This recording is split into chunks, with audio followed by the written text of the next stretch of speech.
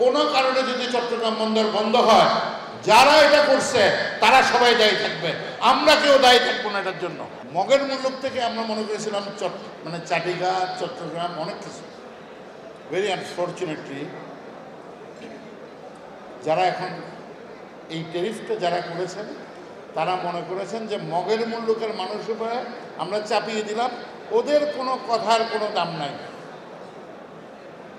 এটা কিন্তু হতে পারবে না।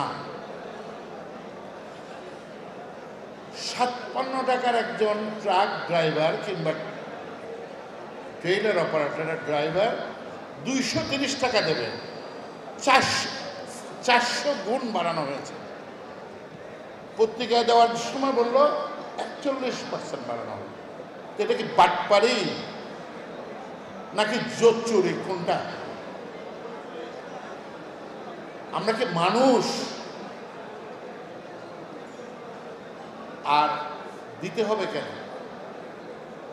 আপনি ইম্পোর্টার ট্যাক্স দিল, এক্সপোর্টার তার পয়সা দিল, রিভার ডিউজ দিল, লেন্ডিং দিল, সব দিল।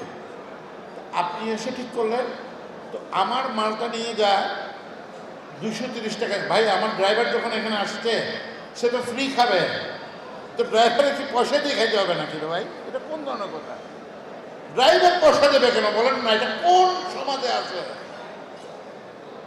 গাড়ি যখন যায় কর্ণফুলী ব্রিজ দিয়ে কিংবা কোনো ব্রিজ দিয়ে গাড়ির জন্য পয়সা দিই, ড্রাইভারের জন্য পয়সা আছে নাকি ভাই? গেট পাস কি ড্রাইভারের জন্য হতে পারে?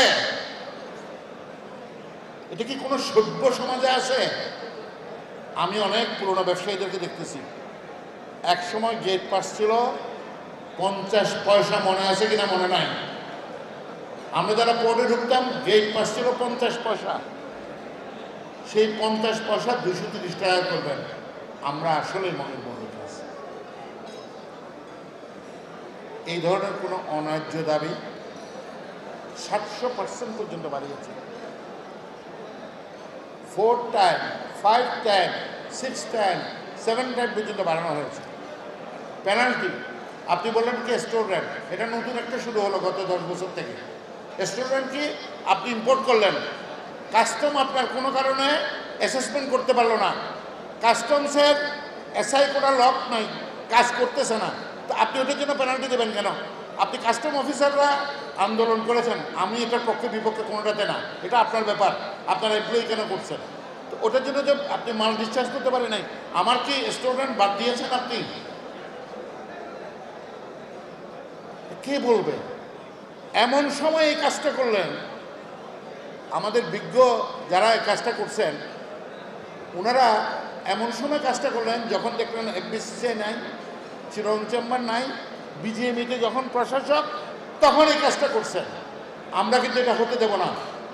আন্ডার এনি সার্কামস্টেন্সে এটা কিন্তু হতে দেব না, দেব না, দেব না।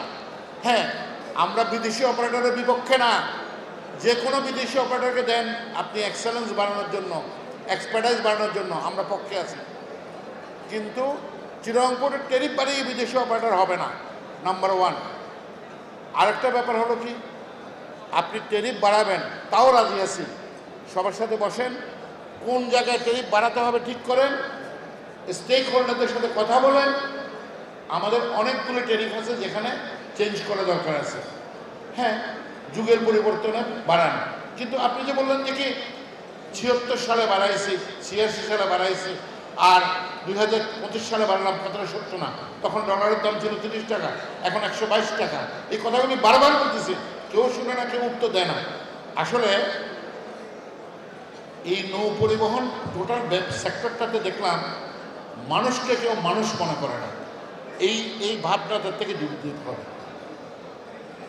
এখানে নৌ পরিবহন বলেন, আরেকটা পরিবহন বলেন, যে পরিবহনই বলেন, আপনারা কিন্তু প্রজাতন্ত্রের কর্মচারী, প্রজাতন্ত্রের কর্মচারীর মতো বিহেভ করেন, এবং আমরা যারা কাস্টমার, আমরা যারা সেবা নেই, আমাদের সাথে প্রপার বিহেভটা করেন।